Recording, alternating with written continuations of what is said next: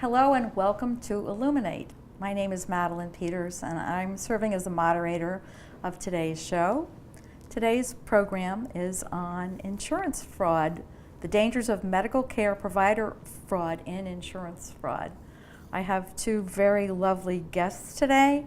I want to extend a welcome to Captain Eric Williams and to Deputy DA Nicole Pantaleo. I really appreciate your coordinating your very busy schedules to be here. So, Captain, I'm going to start with you. If you can explain to our audience about what you do and where you work. Sure. Thank you for having us in. First of all, I'd like to say, my name is Eric Williams. I'm a captain with the California Department of Insurance Fraud Division. The Fraud Division is a subset within the overall agency. We specialize in criminal investigations related to insurance fraud of workers' compensation, automobile, healthcare, property casualty. We have 9 regional offices throughout the state. I'm personally housed in the Golden Gate Regional Office, which is in Benicia, California. And our jurisdiction for that particular office is the majority of the Bay Area and then the coastal California counties all the way up to the Oregon border. Well, thank you very much. Sure. And Nicole, could I please have you explain a little bit of background about Of course. who you are and what you do? Of course, and thank you as well for having us. As our first slide shown here, workers' comp fraud is a $2 to $3 billion fraud industry in the state of California, and medical provider fraud is the #1 cost driver in the state. So for us, it's very important to get the word out to the consumer about this particular type of fraud. And I'm a deputy DA here in Marin County, so I work for you and for our viewers. And I prosecute all of the insurance fraud cases that are within the jurisdiction of Marin County. But I also work with the Department of Insurance and with other agencies as well. And I do work hand in hand with all the Bay Area counties in the fight against fraud. Thank you. Could you please set a context now on what medical provider fraud is? Sure. Medical provider fraud is just kind of a general term we use to refer to any type of insurance fraud related to the medical profession. And this can take a variety of forms. I think the one that we're all most commonly associate with it is billing for services not rendered. Simply a facility billing for something they didn't do. But it can go on to other things. It can be, for example, unnecessary procedures being done. And that's up to and including surgeries, actually seriously unneeded surgeries being done. It could be things as overprescribing pills. And with the opioid crisis that we're facing now, it's a very serious issue. And those pills are being generated through this medical provider fraud.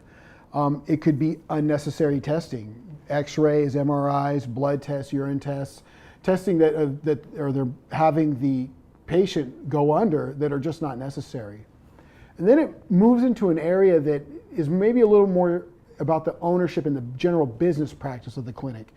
And the first one I would like to point your attention to as a slide we have is pursuant to the state of California Secretary of State, a medical facility to be lawfully owned has to be the majority owner it has to be a physician, 51%. The remaining 49% can be whoever else, but that 51% is the important figure, that the physician is the majority owner. And then as the slide shows, there could be other employees there, chiropractors, acupuncturists, front office staff, that operate underneath the ownership of the physician. However, what we've discovered through our investigations that in actuality, as the next slide will show, the true owner is not the physician. The physician is merely an employee. And the clinic is directed and run by an outside party. They could own it 100% or some other percentage, but they are really the driver of the business. Then you would have maybe other business partners who would be chiropractors or whoever else would be in the clinic. And so it kind of leads to the answer of, well, why is that important? Well, if a physician owns the facility, the assumption would be that the #1 drive of the facility would be medical treatment. Exactly. They're a doctor. Right. If it is not a physician, if it's some other party, then the shift occurs where now we're seeing the generation of bills is really why the business exists. That the financial gain is what the purpose of the clinic is, not treatment. So that's why that's a very important difference to make. And then the last way that we'll see a business practice in medical fraud is through the use of cappers. Could you please then create a context? What does that Sure. mean? So a capper is it's a term it's a legal term. It appears in the insurance code and the business professions code. And a capper is an illegal practice. It's someone that recruits patients for a medical provider pursuant to insurance claims. They recruit patients for them, and it's an illegal practice. And they get paid in kickbacks. And that's the illegal action, is the kickback of some kind of monetary gain for the capper. Now, why that is important, why is a capper being involved in an important aspect? And the next slide we'll show here will demonstrate it. We'll take a standard insurance settlement of $9,000. And that's easy to use just for easy math for us. So a third goes to the medical provider. They would receive $3,000. A third goes to the law office. They receive $3,000. And a third would go to the claimant. They receive $3,000. That's in a legitimate, lawful claim. How, good business practice would be a third and a third and a third. Well, when we see the use of cappers, there has to be some sort of a kickback that goes to the capper. And usually the person that bears the burden of that pays for that unknowingly, is the claimant.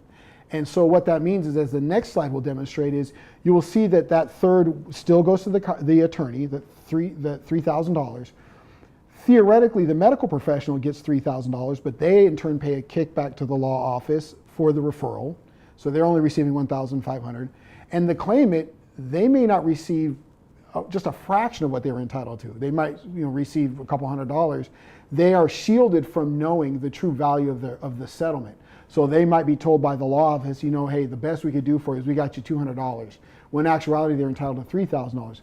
But that money was funneled back into the law office, which then leads to the payment of kickbacks to the cappers. How that then takes a step further to the medical provider, which is kind of what we're talking about. The medical provider has to recuperate that kickback somehow. So how do we think they do it? Well, through insurance fraud. They do fraudulent billing practice to gain back the money they paid out in a kickback. So it's illegal to get a kickback for the referral, Right. but what's the potential harm here with the practice of capping? Well, the practice of capping actually can create a situation where it's a perversion of the practice of medicine. And what happens is that the patient is no longer seen as the patient and a human being. They're seen as a claim number, literally. And so the goal by the practice of the clinic or the medical office that is participating in the criminal enterprise is not really to treat the patient for what they may need medically to get well. It is to bill as much as possible in any way possible to that claim file, period. That is the goal, because that's how they're going to make the most money. And so just for example, some of the things that we've seen where they have put MRIs and different machines inside their offices so that they can just use them over and over and over again on a patient, even when it's not necessary. So they'll fill the patient with radiation unnecessarily in order to bill thousands of dollars per test. Okay. Another way that they do it, and you've touched on this as well, is overprescribing medication. Or they'll prescribe the most expensive medication, or they'll prescribe a medication they may not even need, and then turn around and say, you're going to have to come in 3 days from now and take a urine test, or you're going to take urine tests 2 or 3 times a week here, so that they can then they can get paid for that urine test. Now, who gets urine tests to see if they're taking medications? That doesn't make a whole lot of sense, right? But that's what they're doing.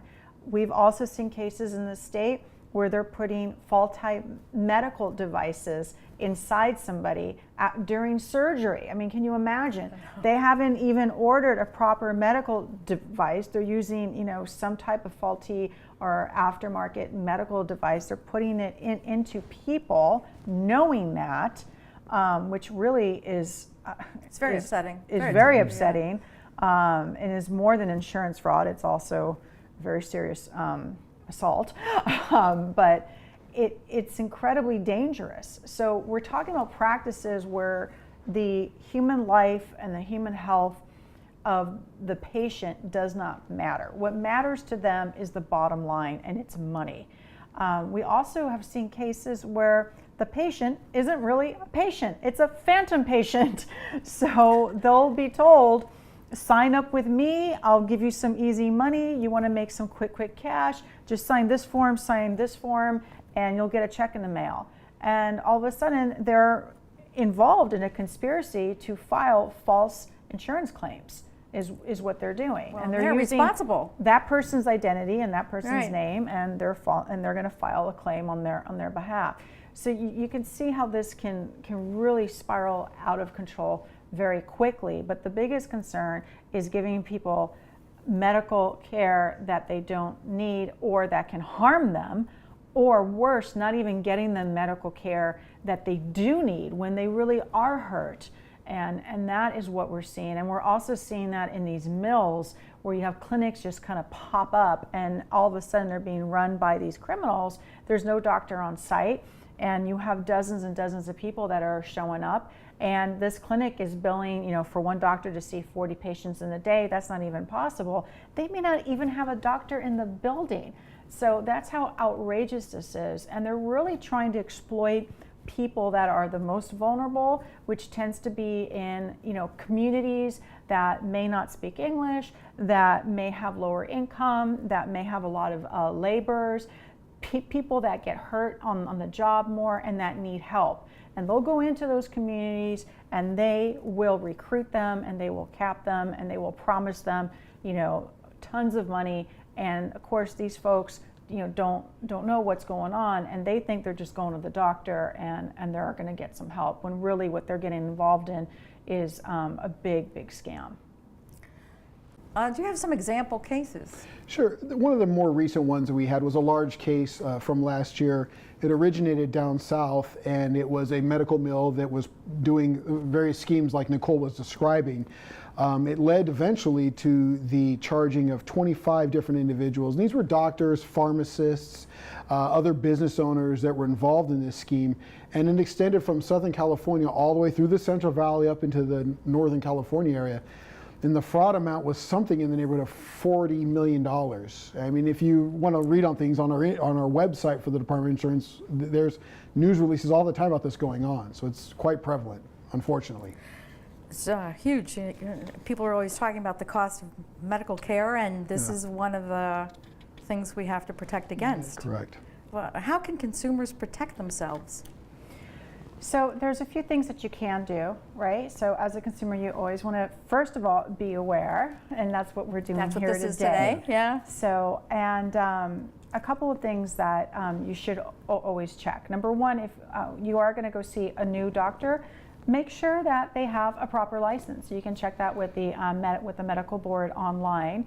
And if you're at a clinic, ask, where's the doctor? Mm-hmm. Who is it? Ask for identity, ask questions. And if they don't want to answer your questions, that's a red flag. Get out, okay? And the second thing is, if you are going to get a lawyer, make sure you actually meet your lawyer and check them out as well. Make sure that they have a valid license on the California bar website. We do have cases where folks went in and they only would talk to the office manager of the firm. Well, guess what? That office manager was having them sign a bunch of documents that they did not understand, and there was no lawyer in sight because they were part of the capping scheme.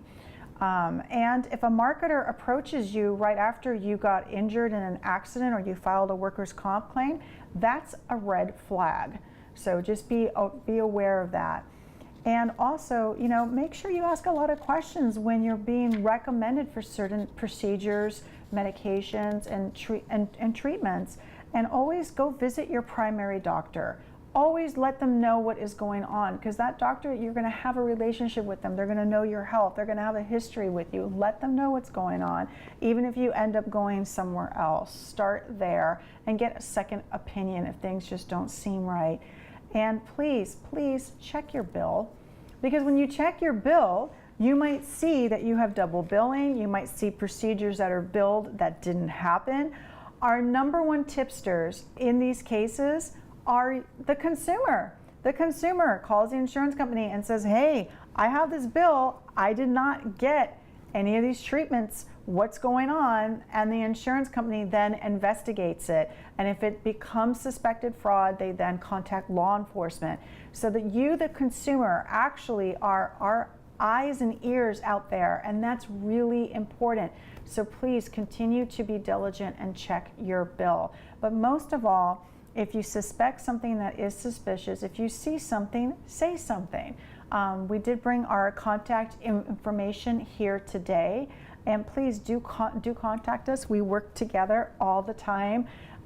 Feel free to give a ring to the Department of Insurance or your local district attorney's office. If you are here in Marin County, ask for the insurance division. We will be more than happy to take any information. You know, sometimes it may just be some suspicious activity. That's okay. We might have some more information about that suspect that you may not be aware of, or it could be a lead that could end up saving people's lives. So we want everyone out there to just be informed, to be empowered, and to be safe. Thank you very much for being here, Eric and Nicole. Thanks for taking the time for creating this context for me and for our public to understand, to pay attention, to be aware. This program is brought to you by e-luminate. It's on medical insurance fraud. Thank you very much for watching.